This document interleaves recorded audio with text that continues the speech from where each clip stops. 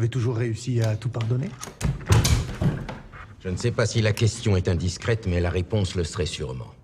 Je vous demande ça parce que moi j'ai trouvé votre sermon un peu donneur de leçons. Eh ben, vous voyez, Bertrand, je vous pardonne déjà pour ça.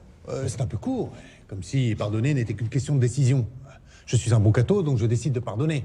Pardonne-nous nos offenses, comme nous pardonnons aussi à ceux qui nous ont offensés. C'est réglé. Ah, vous n'avez pas tort. D'ailleurs, c'est pour ça que nous prions Dieu, pour nous aider.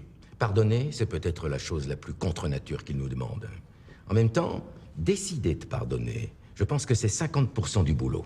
En même temps, j'ai jamais dit que c'était simple. Alors dites-le que c'est pas si simple.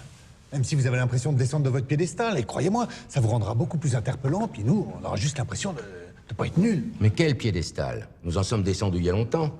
Écoutez dehors ce qu'on raconte sur les prêtres. Nous, pour le coup, on nous pardonne pas grand-chose. C'est vrai, vous devez être exemplaire. Et remonter sur notre piédestal? Mais pour ça, il faudrait que nous aussi, on puisse tout pardonner. Pardonner à qui? Ben, pour commencer, à certains de mes collègues prêtres.